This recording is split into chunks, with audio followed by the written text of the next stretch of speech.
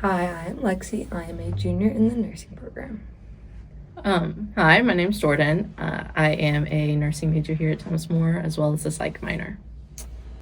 So, over spring break, Lexi and I, along with four of our other friends, took a trip to Weslaco, Texas with Sister Kate Kramer. She is a nun within the Divine Sisters of Providence here in Northern Kentucky. She also used to be an old faculty member for the nursing program here at Thomas More. So we went down to Texas to serve migrants on the border, as well as we spent time in a place called Holy Family, which is a natural birthing center. And what that kind of means is that there's no medications involved. It's a very much more family-centered approach to the birth process. A big thing they do there is water births, which you'd see that in the hospital, but it's not recommended in like Western culture that's like a standard practice. They also include like their other kids, like their older kids are involved in either maybe catching the baby, like helping mom through what mom needs, if the mom's one. Yeah. It's a very much more holistic approach to natural birth and childbirth in general. So while we were down there, we spent time on the border where we saw some big shifts from the administration in the current state of the U.S., where there's it's in Progresso. It's a bridge where you can walk from Mexico into the U.S. and in the inverse.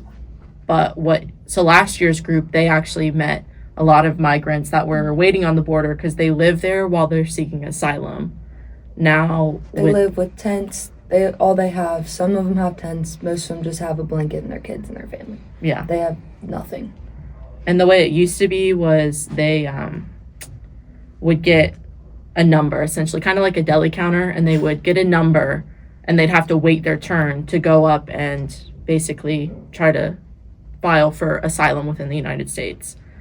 That's no longer happening since, I believe, January 18th, 2025.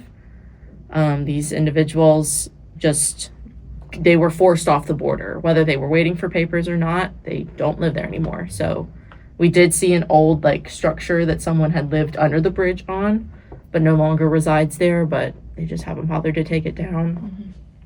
We also traveled to, I can't remember what it's called, but it's essentially a refugee center, a respite center, where people who had migrated could go and get services to help pretty much direct them to where they were trying to get to in the United States, because they come here, they don't speak English, they don't have the resources. They sometimes come with a backpack, sometimes they don't come with anything. It was like a short term, maybe up to a week stay, to where they connect you with your family, if you have family here, and they will get you either on the plane or on the bus from your family's providence, and then you go meet your family wherever. Yeah. And they help with your paperwork, getting that started. But that doesn't happen anymore. So they were pretty much a ghost town. And to put it into perspective, there was one woman living there who had gotten in on January 17th, and her baby was in a nearby hospital. They used to see over 200 people a day in this shelter, now down to 0. Now, to try to get some, not experience is not the right word, but just some ways to give back and serve in that community, we did go to this place called La Posada Providencia. This is a long-term respite center. La Posada, we spent a lot of time there, and it was kind of the biggest impact place we went to. And it was just a big family. Everybody, you wouldn't know that these people didn't know each other a few months ago. They were all family helping each other, and they were all so caring. I mean, they had nothing, but they were so grateful just for what they could have. We saw firsthand the effects of what the new administration's decisions to how they are handling migrants, how it's actively affecting that community. And the seniors, they spent part of their day in the short-term respite center, and they helped serve on the bridge. 2 or 3 days there. Yeah. That was their big main serving center, was the short-term respite center. But when we got there, and Sister Kay, we also had preliminary meetings with Sister Kay, and she would keep us updated on the current climate of the situation.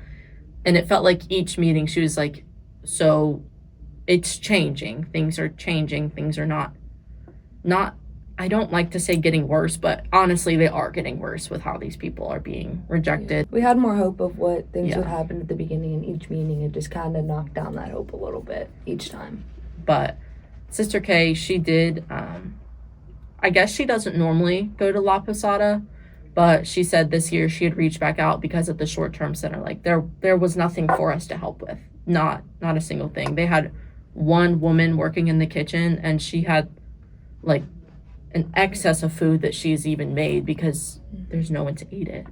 But like I really felt like I was making a difference, whether I was working in the garden or teaching these women or like playing with the kids. Me and Rose, we spent time playing with these little kids, and they love it. Like they know you can't speak English, and they'll kind of laugh at you for it. I mean, They definitely make fun of you. yeah, 100%. but like you even see how like not even cultural norms, just like developmental norms are very similar between like age groups. Like I sat down with this little girl, and she had like these hair clips and nail polish and a headband and these bracelets. And you know, I was sitting down, and she was like, "Can I paint your nails?" Just like trying to, you gesture a lot because I'm not fluent in Spanish. I know like very minimal conversational Spanish. So she was painting my nails, like doing her thing. She was loving it. I was loving it.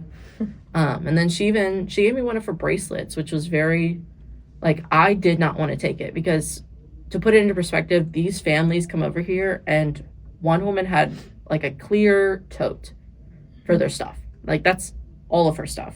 I kept trying to give it back to her, and one of the moms eventually had to step in and tell me like, no, like that's yours now. Like she does not want that back. It's a gift. And, like even the fact of seeing, you know, kids at that young of age, she couldn't have been over like maybe 6 or 7. You know, it just gave you a perspective on how these people like really just want to serve you too, and like appreciate everything. So that was one thing that I not necessarily expected but took away from it, is like the whole act of pouring into one another is a big thing. And like that was the one big goal of mine going into this trip, was just being able to pour into another community that is so incredibly underserved. This trip definitely put into perspective like how lucky I am. Yeah, how lucky that like I've never experienced food scarcity, or I've never experienced like having to rely on another outside party to provide basic resources for me. You know, my parents have always been capable and have been able to provide me with, at minimum, like everything I've ever needed, and most of the time, most of the stuff I've wanted. How would you say this relates to the Catholic social teaching of human dignity? It really shows you just people are human. Like, no matter what background you come from, your race, your ethnicity, your gender, like you're a person at heart, and you deserve the same respect that everyone else is given. And you too you should also honor yourself with that respect. But it's just like, honor their life. Don't treat them like something that you can just bulldoze over, because that's what it feels like is happening. And they're just being disregarded, like they're not a person, and they deserve to live in these circumstances. They don't deserve that. I realized to go into every situation with an open heart and an open mind. Don't ever look at somebody's background. Don't look at what they've done. Don't look at who they are. This is a person who needs help, and they are just trying to get as good of care as they can. Yeah. So definitely just to give care for them as you care for your sister, your mom, or your dad. I mean, they are somebody's kid. They are somebody's mom. They are somebody's dad. Like, they are somebody. So give them the same respect and love as you would give your own. You're culturally competent, but you're also just caring for them as a person. Like you said, like they are someone. They might not be someone to you, but they are someone to someone. Yeah, and they deserve to be treated like a normal person and with the same respect, regardless of where they come from. And another big piece that even when we meetings with Frank and Mary. Those are the people that do sponsor our trip. So thank you very much, Frank and Mary. And they are the sweetest, best humans ever. They are. They are so kind. And it's the concept of that love prevails. No matter the circumstance, like love will show through, and just showing love and pouring that love into any patient you care for makes a difference. Your patients recognize when you actually care about them, or you're just trying to do your job and get through the day. If you have somebody who's caring and pushing for you to get better, you're going to want to care and push for yourself. And just the fact that, like, these people are, they love no matter what. And, everyone has a little bit of frustration, and I don't want to use the word hate, but we don't love everyone, but you can pour into them with that love too. It doesn't hurt you to be kind to another person. It does absolutely no problem to you. Honestly, it hurts you to be mean to somebody. It takes more effort. And especially as a nurse, these are your patients. They're coming to you at their lowest time. You get to celebrate with them at their lowest of lows and their highest of highs. And loving them through that whole process makes a difference. And they feel it too. Do you have any further advice for nursing students, or just students in general that's looking to go on mission trips? Go. Definitely go. Don't second guess it. Just go. You will not regret it one bit. Any experience is experience. Mm-hmm. And if we're even talking on like the business side of things, when you go to apply for a job, that looks great.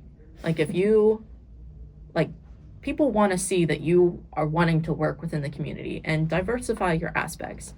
But even on the life front, I would have never, ever gotten that experience to serve these people in that setting. I feel like it makes you a better person too. It does. It really puts into perspective, I think one of the seniors told me this. Your worst day is somebody in their position, it may be their best day ever. And your worst day is not as bad as theirs. And a lot of times I know in our environment, we always say everyone's entitled to a bad day, which you are. I don't want to discredit that. But also you have to put into perspective, there's somebody out there who's got it so much harder. So much worse than yours. Yeah. They're struggling to just even meet the critical aspects of life and the most basic things. Go on every opportunity you get. Life doesn't happen twice. Take everything to the full advantage.